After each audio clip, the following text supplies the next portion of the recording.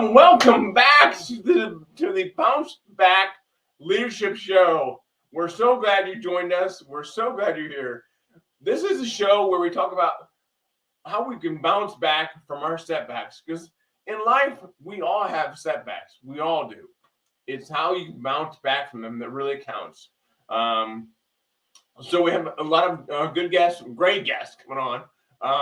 Great guests that we're having on today. We're going to talk to you about him in a little bit, but I want to make sure that you all are getting what you need when it comes to bouncing back. So what I'm doing is I'm providing these webinars that we're going to do, and we're going to actually send them out to people and post them on LinkedIn so you can understand how to bounce back. There's really 7 steps that I've lined out to be able to bounce back from your setbacks. The first is to avoid self-pity. And we can talk about each individual step, but we're going to do that in the webinars that we have coming up. So thank you so much for being here on. I'm so glad you're here. And I'm telling you that our guest today is glad you're here as well. Without any further ado, I want to bring him on out of the green room. And his name is, without doubt, Mr. Jon Giganti. What's up, Brian? Hey, everybody. How you doing, man? I'm great. How are you, Jon? So good to see you. I'm doing fantastic. Thanks for asking. It's good seeing you. So, Jon, tell me, when is your first recollection of a setback that you had to bounce back from? Yeah, I would say, gosh, probably my biggest one, and there's been many, and I just published my book that talked a lot about this, but I'm in sales, so I present a lot. And I was at one time a champion speaker actually in high school in a speech competition. And I actually got to the point where I couldn't speak anymore. So I would literally get up to present and I would have these anxiety and panic attacks when I would present. And so about 10 years or so ago, I was presenting at an internal meeting and I literally lost track of my thoughts, had one of these attacks and had to leave the room. Super embarrassing. And as you can imagine, again, being in sales, it was there was a rough period there to try to figure out, can I make it back? And thankfully I was able to dig deep and figure out some ways to bounce back. I love the title of this. This is awesome because we all face adversity, right? So yeah, that's probably the biggest adversity I'd faced as well. And that's why I'm very open talking about it, because I think it's important that we all face our setbacks. Awesome. Awesome. If you want to hear more, stay right there.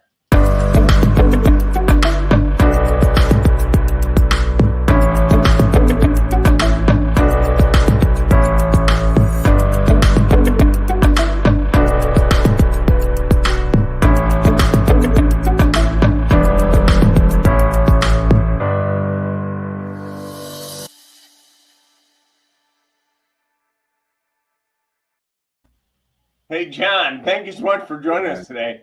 Absolutely. If you're listening online, please put in hashtag live. If you're listening in a replay, put in hashtag replay. Let me know where you're coming in from. That would be great. So we've got some guests that I'll bring on here in a minute. But Jon, tell me, how did you bounce back from that? What did you do? Gosh, yeah. I mean, it's how much time do you have, I guess, is the 30 minutes. And look, and the process never ends. I'll say that first. So I would say initially, I knew that I needed to get my confidence back. Well, a couple things. One, I sought help. So I sought therapy to try to figure out what happened. Because how do you go from being a champion speaker, a professional salesperson, somewhat successful, and then all of a sudden, like, you literally can't present? I mean, it was terrible. So the first thing I did is seek help. And in that process, I also took action as far as I started going to something called Toastmasters, which I presume you've probably heard of in many. Nice. Where it's a speaking club. Absolutely. And it was a very non-pressure filled way to basically get my speaking muscles back going again. Mm-hmm. I remembered early on, it was hard. The first thing you do when you go to Toastmasters, you kind of go to your first meeting, and then your second meeting, they say, all right, if you're new, you do like a 5-minute bio where you get up in front of the room and you speak. And I remember getting up and I had my note card and I had a couple things. And of course, my bio. That should be simple to talk about. It's and I just remember kind of shaking as I'm talking, and it was really hard for me to do. But over the course of about, I don't know, 2 years of really going every Thursday morning, I go at 7 a.m. Wow. And just over the course of time, it's just, you hear this concept a lot now, 1% better every day. I really had to embrace that mindset of just get a little bit better each time. And yeah, by the grace of God, I was able to put in the work and get better. And the comment, you know, there's more to the story there as far as for me kind of cleaning up some old garbage, which probably caused that. And we can dive into that piece of it too, because that's an important component as well. But yeah, man, and it's I always tell people it's a work in progress still. I mean, there's even when I speak today, sometimes there's a little bit that naysayer that comes and says, "Oh, what if it happens again?" And I've learned to push through that fear and doubt for sure, and it hasn't happened thankfully in many years, but it helps me prepare too. So I definitely prepared differently than I used to, which is a good thing.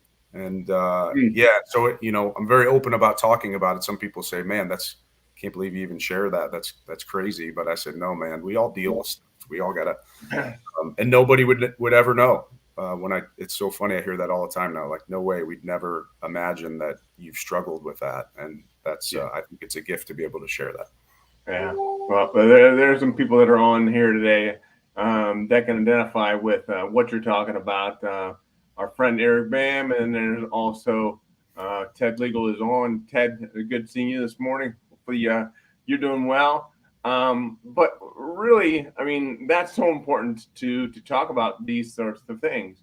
You know, I myself, I'm a speaker, and I've had those instances, but never to the point where it just stopped me. So how do you get through that? Yeah. I mean, look, now it's doing the work and preparing for sure. I'll tell you, there's been times even since that point where I've had the fear and doubt, and then I've pushed through it, and you get up and because the preparation leads to that opportunity on stage. Now, here's what's crazy. Usually it's all the anticipatory anxiety, right? Once I get up, I'm fine. I'm in the moment and I'm good to go.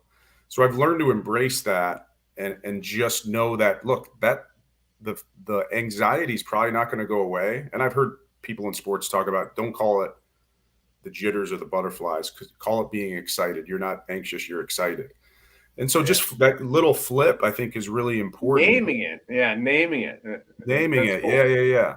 And just, it's funny, man. I actually just watched this documentary last night. It's on Netflix called Stutz. And it's Jonah Hill, who's a big actor in Hollywood. Stutz, I think it's Philip Stutz. I may have his first name wrong. But anyway, it's his therapist. And the documentary is about Jonah's work with Stutz. It's awesome. I highly recommend it to everybody, just how our brains and our minds work. It's fascinating. But Stutz talks about the shadow self and this fact that we all have the shadow self. We all have, I call it interference going on in our lives, and our ability to still take action despite that is, I mean, it's such a huge lesson for anybody. How do you still, I call it punching fear in the face, right? How do you still take productive action despite whatever chaos is going on, even if it's one little step forward? And that for me has meant all the difference. And not just in speaking and everything I do, just trying to make sure I continue to move the ball forward. And anybody I've worked with, I've got a sales team that I work with, and any folks that, you know, I talk to, it's just, man, how do you just take that one productive action forward? It's not going to be perfect. It's not perfect action, but you just got to keep moving. Yeah. I mean, I see myself in that as well, because there are many days where I just don't want to get out of bed. Yeah, sure. You know, because of my disability, because I don't feel like I'm providing any value.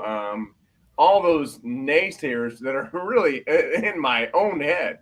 Yeah. You know, how you get through that is so important, and I think you've done a great job of that. So you've got a great book that's come out. So Tell us about that. Yeah, it's called With Intention, and here's what it's about. It's some of my research here. I came across a fantastic doctor by the name of Russell Barkley, and I've really studied ADHD. Someone in my family deals with that, and in my learnings across that spectrum, I came across Dr. Barkley, who talks about something called IDD, Intention Deficit Disorder. So what Dr. Barkley argues is that it's not people that struggle with ADD or ADHD. That it's a real thing, by the way. I don't want to minimize that, but human beings in general struggle with being intentional. And so we kind of all know what we should be doing, but it's closing the gap between knowing and doing. And so the book's about closing that gap. So as far as what I went through with the speaking, I talk a lot about that. I shared that story. And I think there's two things. I think it's how can you be intentional about yourself? So getting better in this continuous improvement mindset. And then how can you be intentional about serving others? And I think they're very congruent. They go hand in hand. You can't really do one without the other. If you're too much about yourself, you're probably pretty selfish. If you're too much about helping others, you're going to be exhausted. But if you can build yourself so you can build into others, it's a really good recipe for some cool things, whether it's results in business, it's fulfillment in life, that sort of thing. So it's the book it dives into that. I've developed what I call the With Intention wheel. So a 5-step process. As I heard you say, your 7-step bounce back, which I love. A 5-step process to build yourself, and then a 5-step process to build into others. Wow. Cool. That's so awesome. I'm so glad you got the book out there. Yeah, man. Well, I know you've written one. It was crazy. It was awesome experience and very hard for sure to kind of, again, stay out of my own way and just get the thing done. Right. But I had a lot of good help along the way for sure. Awesome. So you mentioned earlier how you were going to take us down a path to better understand how you got through some stuff. And I assume that's part of the book as well. Yeah. Tell us about those steps. Yeah. So for self-intention, the first step is awareness. Okay. So self-awareness is, to me, always the first step of everything. So to be aware of where you're at, your current state, is crucial. And then the second step is agency. So you mentioned the self-pity thing earlier, which I love. I mean, agency is ownership. So whatever circumstances you're facing, can you take ownership of that? And that is probably the hardest piece, because it's very easy to blame and complain and make excuses. And I'm not immune to that either. There's times I struggle with that. I think it's human nature. And I think that ability, so you know where you are, you take ownership of it. The third step is ambition, which is essentially your vision. So you're going to like this, Brian, with your everything on vision you talk about. So you're here, I call it X. You want to get to Y. So that's your ambition or your vision. You got to take ownership along the way. And then you have to keep going, and then you got to take action, right? So once you've identified what your vision is, you got to actually take that. I talked about the productive action. And then the fifth step is adjustment. So how you go from X to Y, you're taking action, and then you got to adjust along the way. And I've created this wheel of sorts, because I've always loved Jim Collins' work in Good to Great. He talked about the flywheel. And if you could get the momentum going on a wheel, it actually starts to turn itself slowly but surely. And then it's just, there's a continuous process that keeps going. And so I think it's the same way with continuous improvement. If you can take those 5 steps and constantly evaluate where you are, where you want to go, you're taking ownership, you take action, and then you adjust along the way. And it's a good recipe for some good things. Yeah. And that's great. So tell me, you've talked a little bit about self-awareness, and for our listeners that are on the call here, we may think, well, self-awareness, I knew who I am, I know what I do, I know how I'm showing up, but do you really? And then talk a little bit more about that and how important that is. Yeah, it's crucial. That's why it's the first step. I don't want to put it in a box to say, hey, you've got to do this step or this step or this step. Self-awareness can come in many ways. It can come from journaling. I think it's no no better habit probably to start your day than to journal for 5 minutes and just free write and see what comes out. I've heard people say handwriting too is like a mirror for your soul, right? So doing that really, I think, brings a lot of clarity to what's really deep down inside. And then I think talking to others, it's really important. I'm a big believer in having trusted advisors. So having people that you can go to say like, hey, what am I really great at? What are my gifts that you see? What am I not so great at? So you talk about blind spots, which I love. I think that's a huge thing to be able to know what our blind spots are, so then we can get better and turn those, I have something in the book that I talk about, a 2x2 matrix, where essentially you have a blind spot, but can you turn a blind spot into a weakness? And the difference is that you're simply aware of it. When you become aware of a blind spot, it's just a weakness. And then you can decide what you do with that. Maybe you get better, or maybe you just contain it. So I don't know if you've ever studied or done Strengths Finder 2.0, but it's great work on what are our strengths? Where's our unique genius or greatness come from? And I think what they talk a lot about is containing your weaknesses. So that's one thing you can do. But I also think sometimes with weaknesses, you got to get better. So my son's a freshman soccer player, and we were out playing yesterday. We're down in Florida. I told you at the beginning here, and we were playing a little bit, and he tries to go too fast with his footwork. And so we're trying to get him to slow down a little bit. So there you go. That initially was a blind spot until he got some coaching that, hey, look, you should probably slow down. It's actually going to make you better. Now it's somewhat of a weakness, and now he's got to build the skill to turn that into a strength. So we'll see if he can do that. He's definitely dedicated. So my money's on him to be able to change that for sure. That's awesome. So tell me, and tell us really, when it comes to that understanding, and I lost what I was going to ask you, but I want to talk more about that awareness. Do you go through a specific tool, or is there some way that you get to that self-awareness, or is it just through your cohort, your group of people that you hang around, that sort of thing? Yeah, man, there's so many ways, right? There's something called a 360 assessment. So for the business folks out there, you've probably heard of this 360 assessments, where you seek input from a lot of different sources. So colleagues, people that in different areas of your organization, your manager, maybe other people that kind of know and have a perspective on your work, and they rate you. And there's a ton of resources out there. If you just Google 360 assessment, you'll see there's a lot of free ones. And of course, there's paid ones that are probably more extensive too.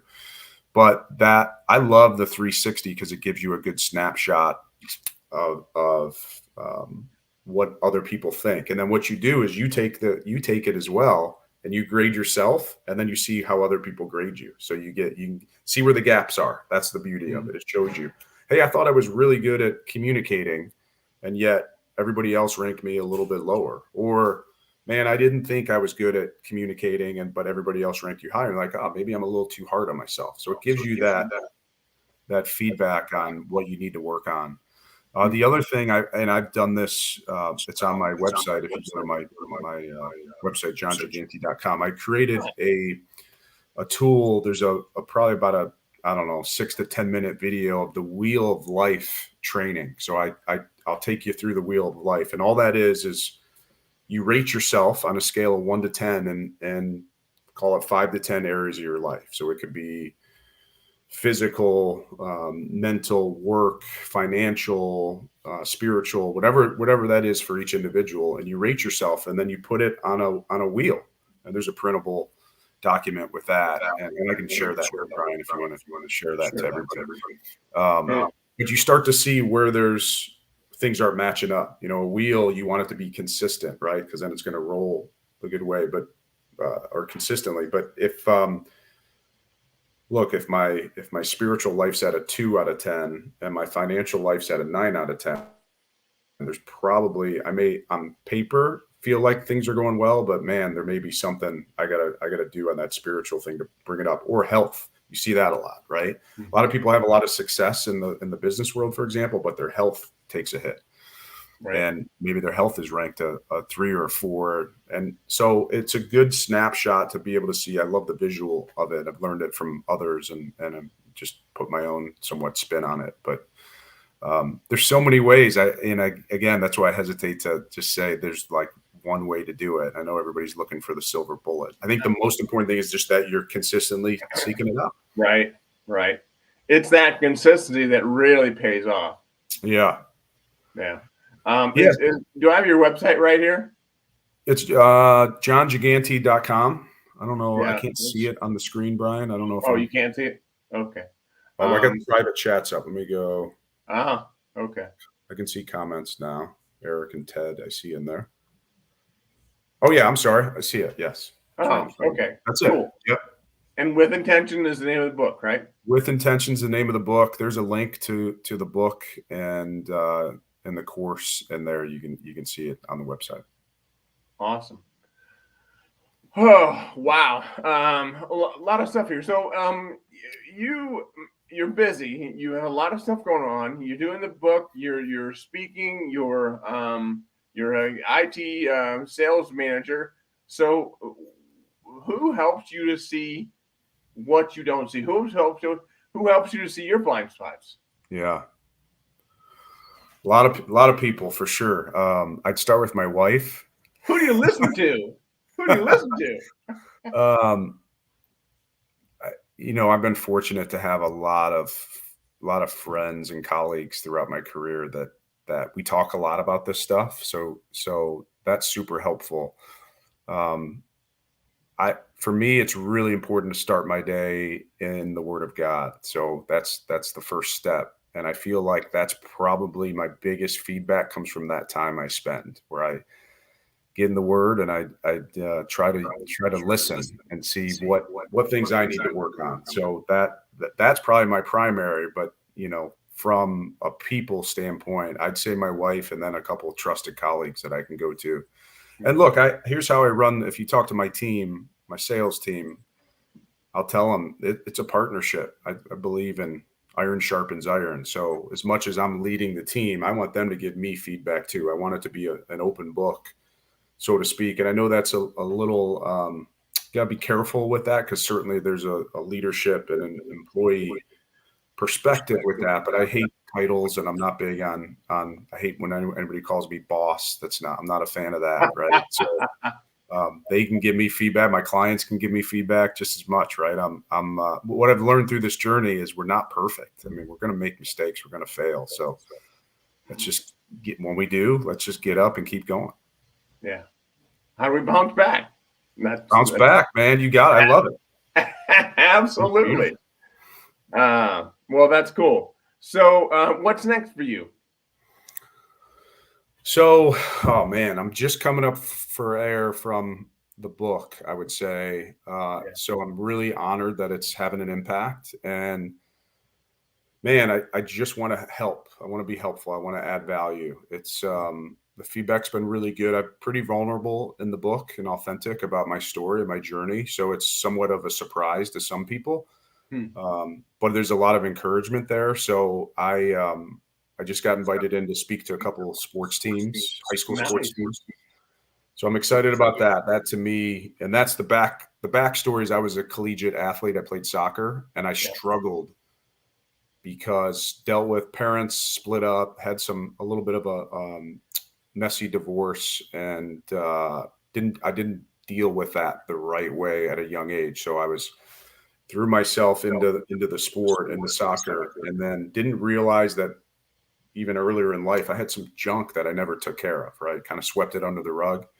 And over time, it became a struggle on the field to perform. So something from an early age, it was easy for me. It became a struggle. So, and then what happens is you don't perform at the level you expect and I've had aspirations to hopefully play after college professionally and that sort of thing. That didn't happen. And then it became even more of a struggle because I was too afraid to talk about that stuff. And all of a sudden, what does that lead to 15 years later? It's panic attacks and you're struggling to even get your words out in a boardroom. So thankfully I got a second chance, I would say, man. It was an ugly journey for sure for a while, and I kept everything in. But once I started to get it out and talk to people, seek the right help, and my faith definitely was a big part of that increasing. Now I'm just looking to give back and pay it forward, just help as many people as I can. Well, we appreciate you being on here today, and we Absolutely. appreciate you giving to us. So this has been phenomenal. I'm sure our listeners would agree. So My pleasure, man. Always yeah. good to see you. Good seeing you, and I'm so glad you took the time out of your day to be with us. So, Of course. is there one thing that you would leave people with? Yeah, be intentional. I mean, I call it with intention for a reason, because I've learned it's a fine line, Brian. I mean, we're kind of bombarded with so much crap every day. These phones, I'm sitting looking at mine here 24/7. It's very easy to be in a reactive state. Very easy. You have to get proactive, whatever it is. So whether that's working out, taking a walk, putting your phone away, there's many different things you can do to be proactive and be intentional. So for me, learning how to flip it for me and to figure out, oh man, this process, if I just show up every day and get a little bit better every day with intentionality, good things come from that. And what's funny is I didn't know, like I grew up a very good soccer player, eventually earned a college scholarship, but I didn't know any better. I just showed up. I knew I had practice 6 days a week and I had games and I loved it. I was very passionate about it. I didn't think about habits and rituals and intentionality.